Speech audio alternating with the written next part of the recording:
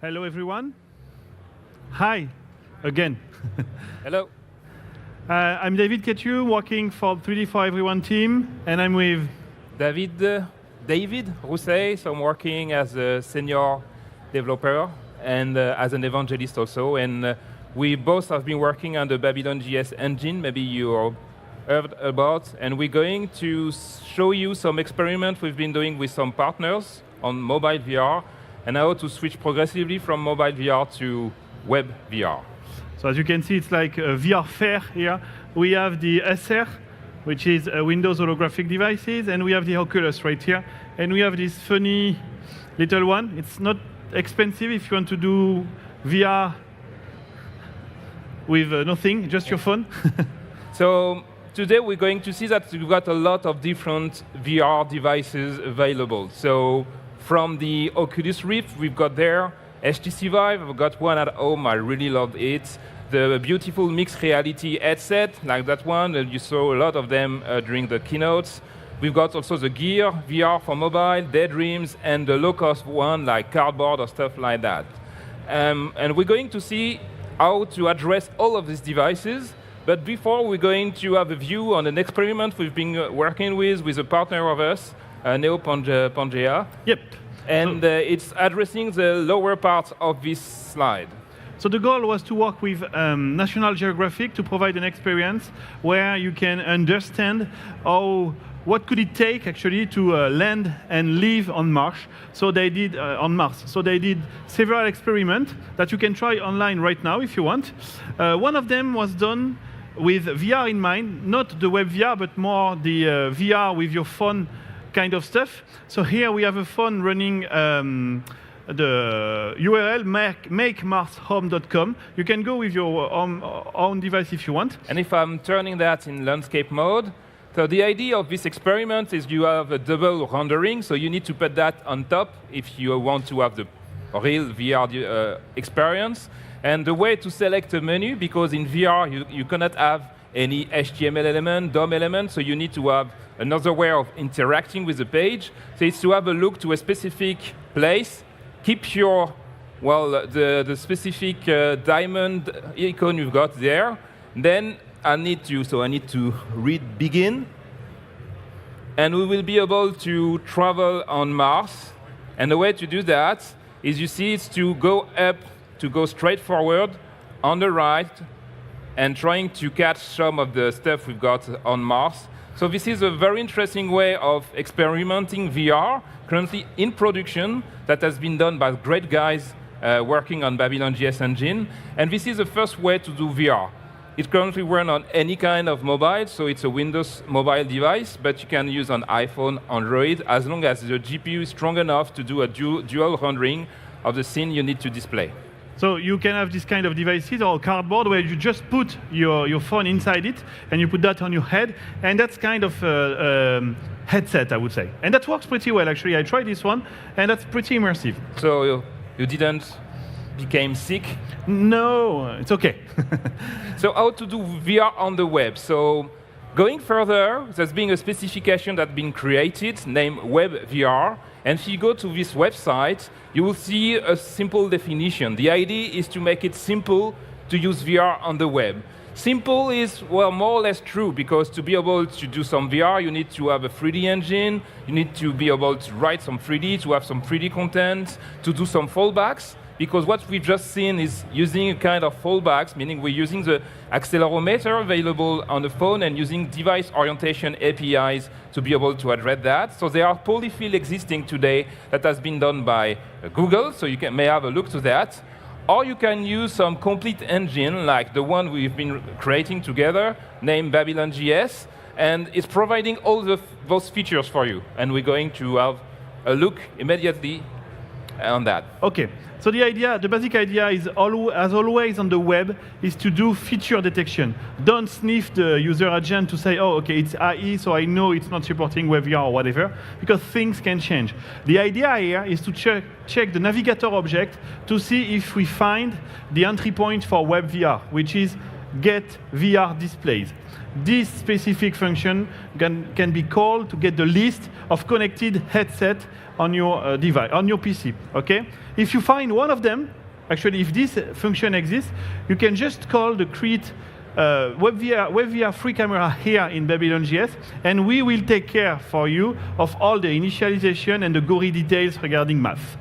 If you don't have a WebVR devices, that's not a problem. You can still provide a kind of interactive experience for your users by calling the VR device orientation free camera. It's gonna use the accelerometers inside some of our laptops, like the Surface, for instance, or just your phone, where accelerometers are always there, and you can provide kind of WebVR experience. So for instance, the Mars experiment was using the second one, the VR device orientation free camera. So now let's have a look. So enough of slides. We will switch on demos and code, and we will start using IE11. Why IE11? Because IE11 is not supporting WebVR, wasn't supporting WebVR. So the idea is to show you a simple scene we've been creating. So Babylon.js has been creating using TypeScript. So maybe most of you know TypeScript. And thanks to TypeScript, we've got some definition file. And on the left, we are using the Monaco editor, which is free and open source also. So it's very convenient for us to use this editor to let you play with the APIs. I have some immediate visual output on the right. So for instance, if I want to see how I've been able to create the ground, I can control-click on Create Ground, and I will you can navigate in your code on the web. There is no Visual Studio installation or whatever. It's a pure web page. Yes, and it's going to work on your Mac, Linux machines. As long as you got WebGL supported, you can experiment directly in the browser. So, and you see it's very simple. You've got the Create Ground function to call. You need to set what we are calling a material. Material is textures, how you want to handle the lights, and that's basically it. That's it, yep. So the main important stuff for us, it's the type of camera we would like to use. Currently, we're using what we're calling a universal one, meaning I can move using the keyboard and mouse, like FPS game you may love to play with, or also I can move using a gamepad or a touchscreen. So this PC doesn't have a touchscreen, but you can try, for instance, on your iPhone, Android, or Windows Phone, it will move with your finger. Now let's imagine I want to switch to the first version of VR, which is a device orientation one. I can stay on this page, please, and try to press the dot, and I will have access to IntelliSense. I'm looking for VR something, so VR device orientation camera, and then I'm pressing run to immediately see what's going on. And currently, we are managing the lens distortion, because you can see on this little device, like inside headset, if you're not using WebVR, you've got to take into consideration the lens sees distortion. So we're doing that for you. It costs a lot of performance, so you can also disable it if you don't want to use the perfect rendering. So this is the first version of VR. If I want to switch to WebVR, again, this is the philosophy of Babylon, is to quickly switch from one camera to another one who has different kind of services available. Now let's press run. And as IE11 doesn't support WebVR, we are falling back to the first camera. We are not displaying anything because it would be unfair. So you can still move it, but you don't have some stereographic or 3D rendering.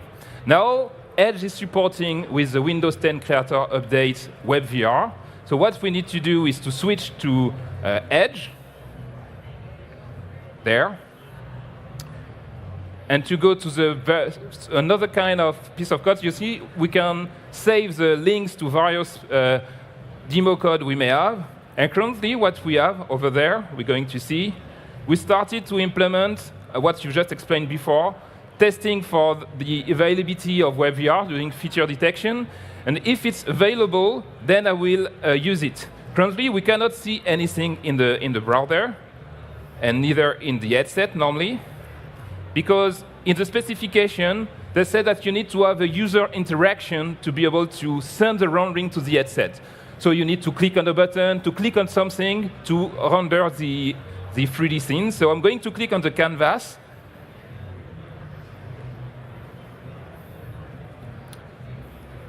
Yeah. And now, normally, David, can- you should see something. I can put that in full screen to have you an idea of what is currency. You see that we don't have the lenses distortion in WebVR. We see it handled directly by the specification.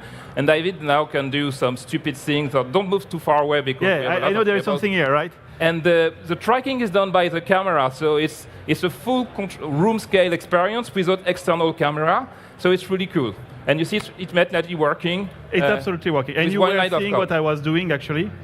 So let's do something now. Let's switch to the Oculus Rift. So to be able to use the Oculus Rift, you need to use a special version of Chromium that's available on the sites I was pointing in the slide at the beginning. So let's first. Yeah, we don't have enough USB ports. Yes, we've got 4 USB ports, which is not enough apparently.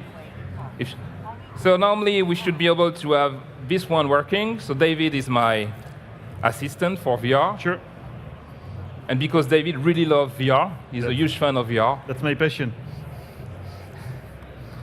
So normally you should be able to see something.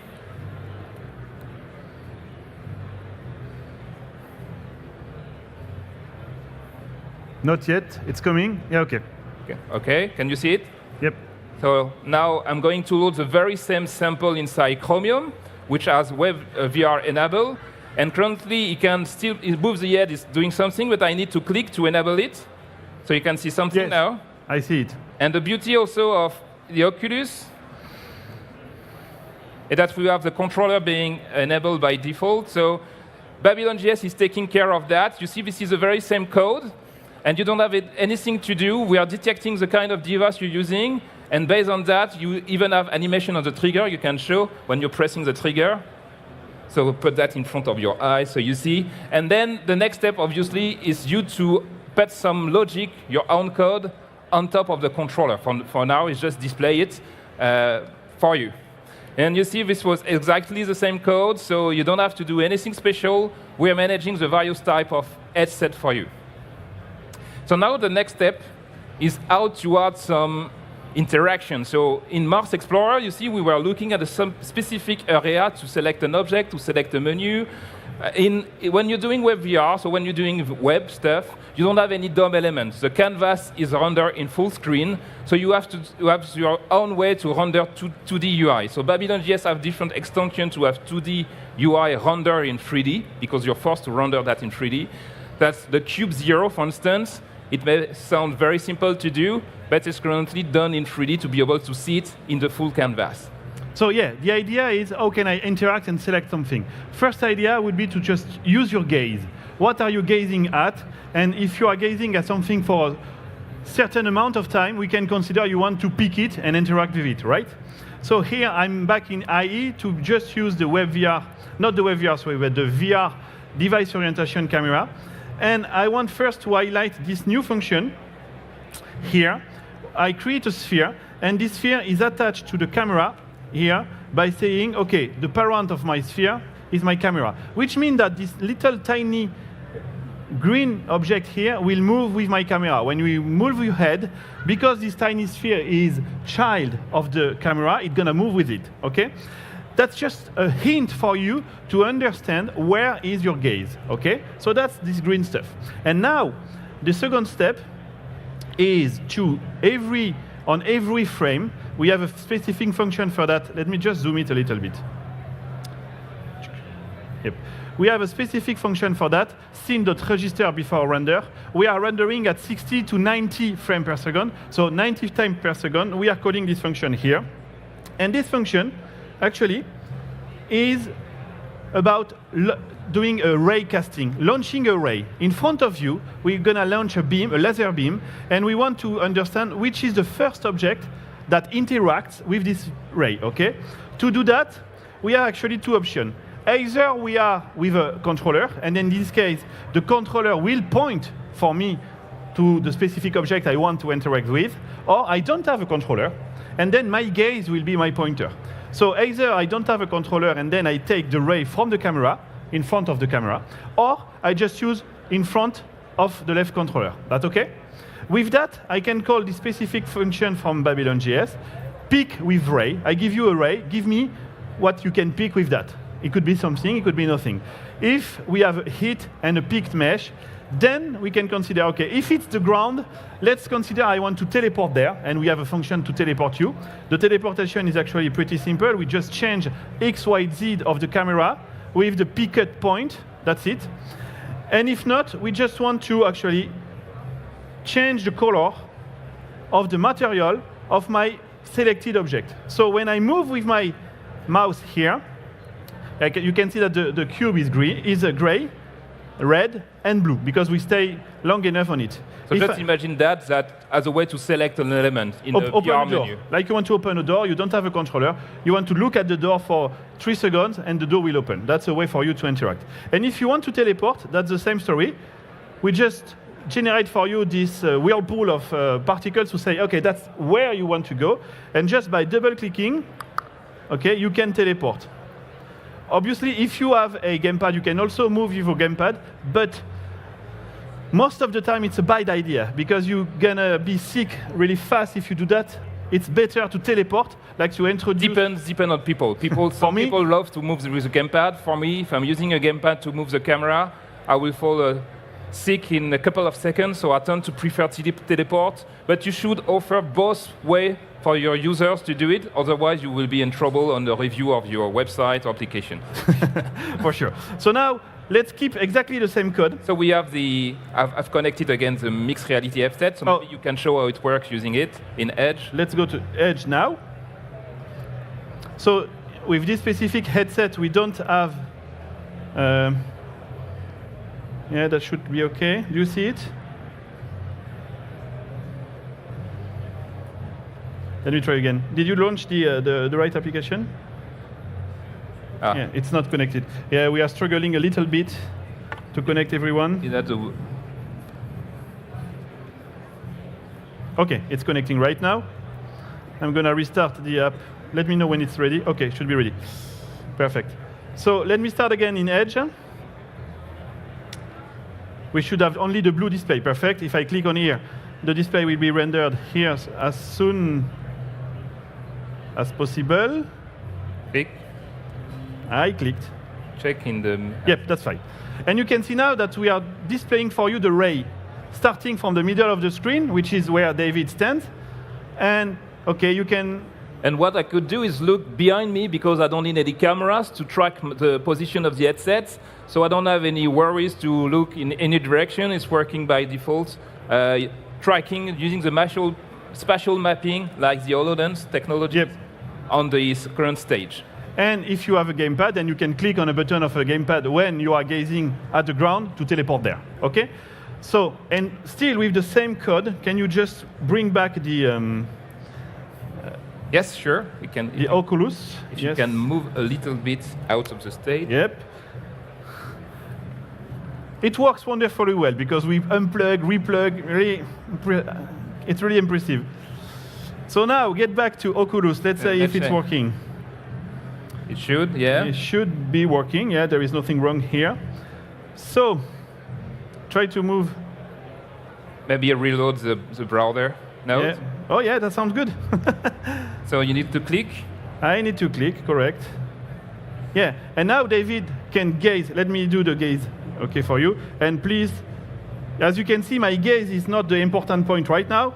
What is important is the left controller, because we hooked the left controller.